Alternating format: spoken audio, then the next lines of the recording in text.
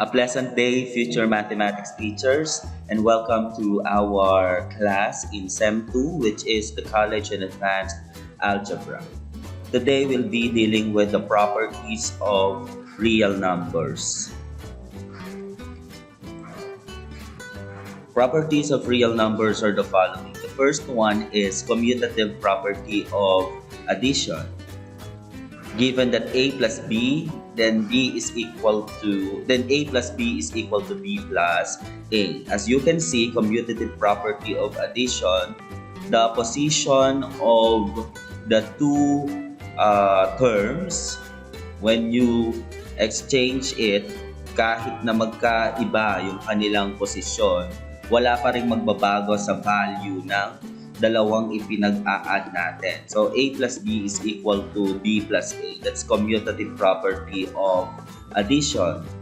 Wala tayong commutative property for subtraction because when you change the position of the two terms in the subtraction, the answer ay pwedeng magbago. So, hindi katulad sa addition, like for example, if you have 3 plus 4, that is equal to 7. Pag pinalit mo yung 3 plus 4, ginawa mo 4 plus 3, the answer is still 7. That is why we have commutative property of addition. Ang commutative ay para sa addition but not to subtraction. Here is an example. Negative 7 plus 3 is equal to 3 plus negative 7 because it is still equal to negative 4. Pareha sila. Another example, suppose that you have 2 plus 9 plus 1 and then pinagpalit mo lang yung 9 and 1, so naging 2 plus 1 plus 9 and the answer is still equal to 11. Okay, so meron tayong commutative property for addition, then we also have commutative property of multiplication. Ibig sabihin, kahit na magkapalit yung dalawang pinag-multiply, dito sa multiplication, the answer is still the same. So, a times b is equal to b times a. Let's have an example. 4 times negative 3 is equal to negative 3 times 4 since these two are both equal to negative 12. Order does not matter. Yun lang ang tatandaan natin, ano? When we are dealing with commutative property, we are dealing with its order. Wala tayong pagkakaiba. Okay? Ay walang pinagkaiba doon sa magiging sagot nila. Hindi katulad dito sa division, for example, wala tayong commutative property of division because when you change the order into dividing two terms, the answer will be different. Like for example, if you have 5 over 2, that is equal to 2.5 and 2 divided by 5 is you'll have another answer into that. Okay? So, ang mayroon ng commutative property, tandaan, ang may commutative property lang ay ang addition at saka multiplication. That's the first property of real number, commutative property. Next property is the associative property of addition. So, sa addition ulit ito, associative, ibig sabihin we are all dealing with the association. Okay? Yung pinagsasama-sama. Sino ang magkakasama? The quantity of a plus b plus c is equal to a plus the quantity of b plus c. Ang nabago lang dito yung association, but still, they are equal sa addition. Wala pa rin pinagbago yun.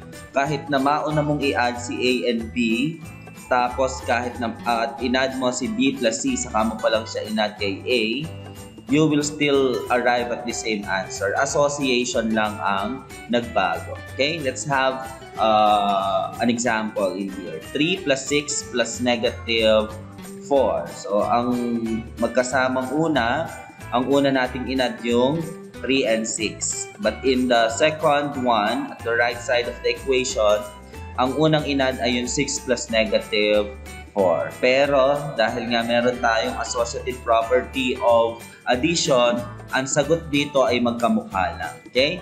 So let's try. 3 plus 6 is 9, plus negative 4 is equal to 5. Here, you have 6 plus negative 4, that's 2. Then 3 plus 2 is still 5. The answer ay parehas na 5, which is true. Because of this property, we can leave off the parentheses when doing addition. Ibig sabihin, pwede mo nang tanggalin yung parentheses. Ano? So, yung association ay tanggalin mo na. Associative property for multiplication. Pwede din ang associative property sa multiplication. Ibig sabihin, kahit na alin ang mauna mong i-multiply, the same pa rin sila. Okay? So, the quantity of A times B times C is equal to A times the quantity of B, C. Let's have a concrete example for this one. 3 times 4, the quantity of 3 times 4 times 2 is equal to 3 times the quantity of 4 times 2. So, ang associated sa una ay yung 3 and 4. Then, for the second one, we have 4 and 2. 3 times 4 is 12 times 2. Ayan siya. And then you have here 4 times 2 is 8 times 3. Simplifying it further, you will have 12 times 2 is 24. Then 3 times 8 is also 24, which is true. Ibig sabihin, pwede na rin nating tanggalin yung parenthesis doon because of the associative property of multiplication. But once again, ang associative property is only applicable for addition and multiplication, but not to subtraction and division. Okay? So we already have two different properties. The first one is the commutative property, and the second one is the associative property. Okay, so let's have this exercise. Is this an example of commutative or associative properties? Number 1, 5 times the quantity of 7 times 6 is equal to 5 times the quantity of 6 times 7. The answer is commutative property. Okay? Bakit? Kasi ano ang binago natin dito? Yung posisyon ni 7 at 6. Okay? Hindi naman association ang binago natin. Ang binago natin dito ay yung order ni 7 at 6. Yan. Dito 7 at 6. Dito naman naging 6 times 7. So, huwag kayong magpapalito. Kahit na may nakita kayong parenthesis, it doesn't necessarily mean that we are dealing with associative property. Okay? Since ang binago naman ay yung order, that's commutative property. We didn't regroup. We only rearranged the order inside the parentheses. Okay? Here's another example. 4 plus 9 plus 4, the quantity of 4 plus 9 plus 7 is equal to 4 plus the quantity of 7 plus 9. What's the answer here? The answer here is associative and commutative. Why? Una muna si associative kasi nabago naman talaga yung magkasama. Nabago yung magkasama. From 4 plus 9, naging 7 plus 9. And then commutative siya because nabago din yung order. Kanina, nauuna si 9 kaysa kay 7. In the second one, nauuna na si 7 kaysa kay 9. Kaya, nag-apply din tayo dito ng commutative property. So, we applied two different properties in this type of problem. The first one is the associative property, and the second one is the commutative property. So, there are two properties being applied in this situation. Okay, identity properties. Yan, ito na medyo marami-rami yung identity properties natin. For addition, our identity number is 0. Meaning, kaya siya tinawag na identity number, kahit i-add mo siya sa lahat ng number, the answer is still the original number. Like for example, you have a plus 0 here, the answer or the sum is still A. Walang pinagbago. Okay? 0 plus A is equal to A. 4 plus 0 is equal to 4. Kahit saan mo i-add si 0, you will still get the same number. Okay? So, the identity number for addition is 0. How about for multiplication?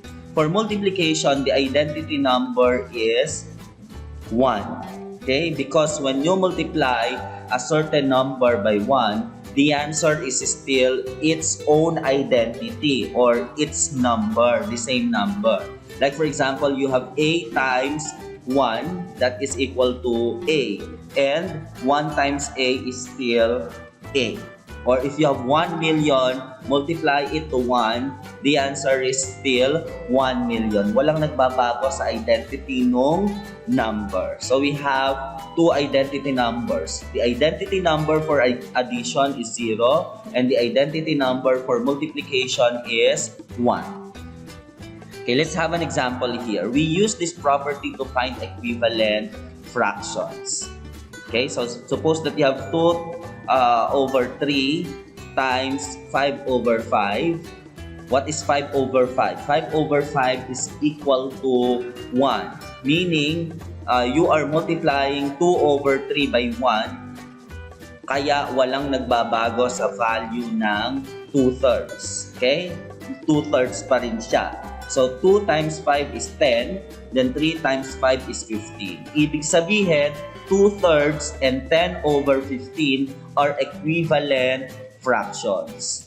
Kasi, minultiply mo lang naman yung 2/3 sa 1 because 5 over 5 is equal to 1. And if you still wanna have an equivalent fraction to 2/3, pwede mo pa siyang i-multiply saan? Pwede sa 2 over 2, 3 over 3, 4 over 4, 6 over 6, and so on to get the equivalent fractions of a certain fraction. That is how we use identity property for multiplication. How about for inverse property? For inverse property, ayan, we have the additive inverse and multiplicative inverse. Let's start with the additive inverse. Pag sinabi nating inverse, kabaliktaran yun, ano? Ibig sabihin, kung additive inverse ito, pag in-add mo silang dalawa, the sum should be equal to 0. Pero kapag multiplication naman, when you multiply the 2, the sum should be equal to 1. Okay, so let's have an example here. A plus negative A is equal to 0. And then, another example, we have 5 plus negative 5 is equal to 0.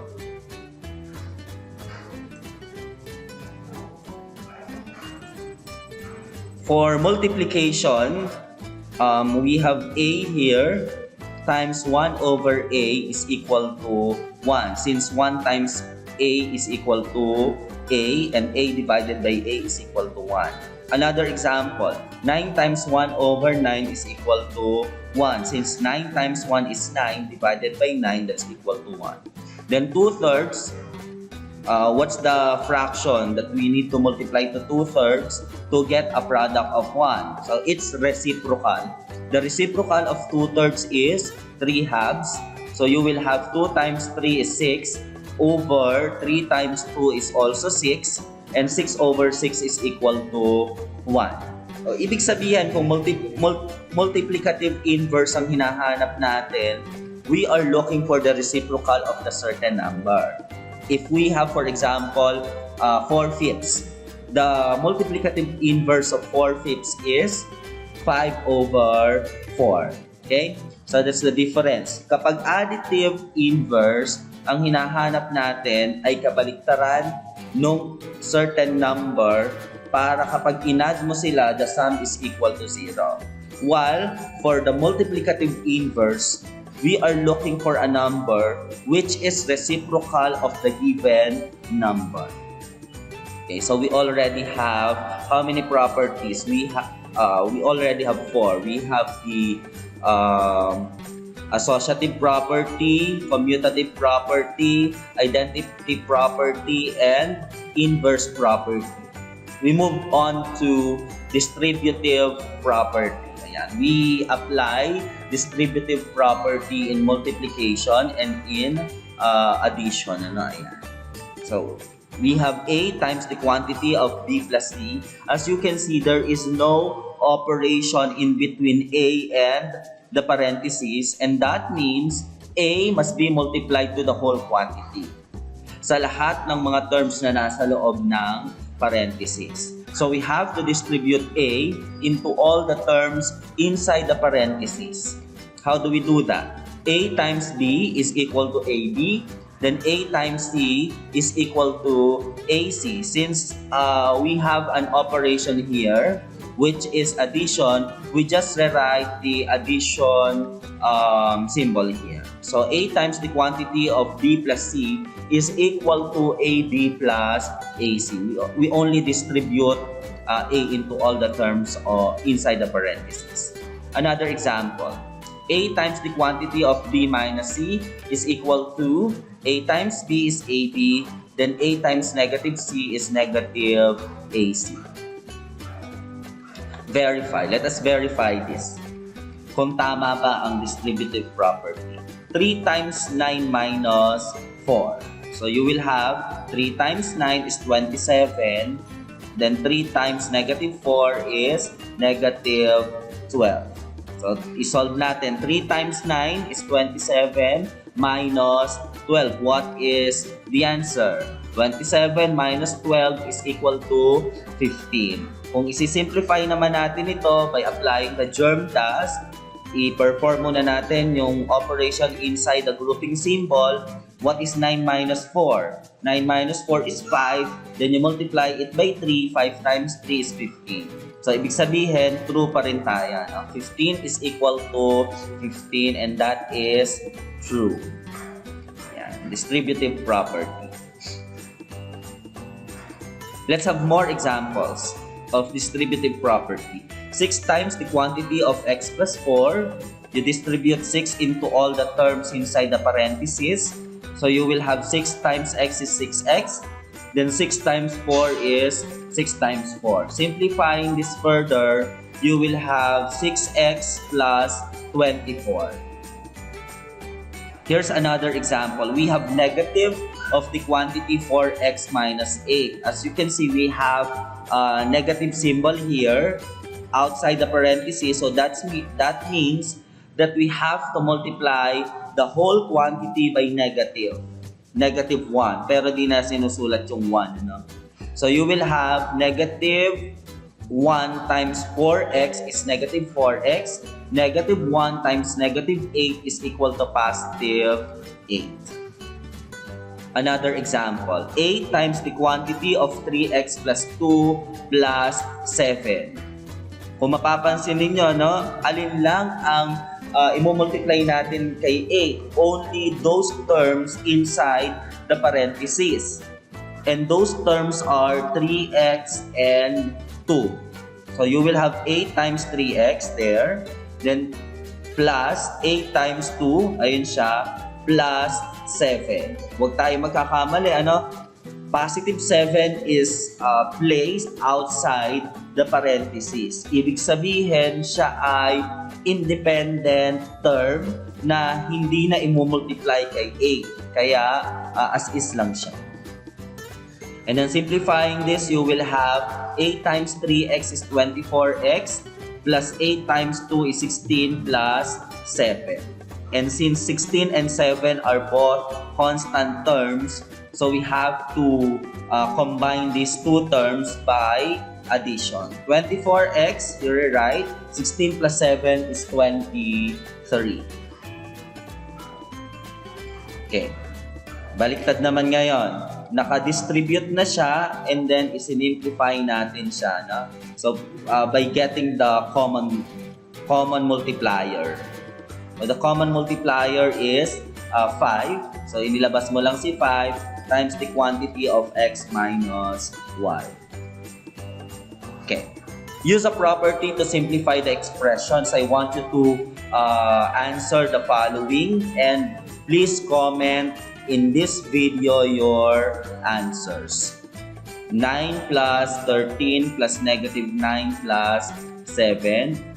Use a property. You simplify this by applying a property. So, ang gagawin nyo, ang i-comment nyo, ay property muna. Anong property ang in-apply ninyo? And then, what is your final answer? Ibig sabihin, pag sinimplify ninyo ito, ano yung sagot? So, you have two answers per item. 9 plus 13 plus negative 9 plus 7. Number 2, 2,999 plus 47 plus 1 plus negative 7. Number 3, x plus negative x plus 2/3 times 3 halves. Number 4, 9.8x plus 7 minus 7 minus 9.8x. So, ayan yung first 4.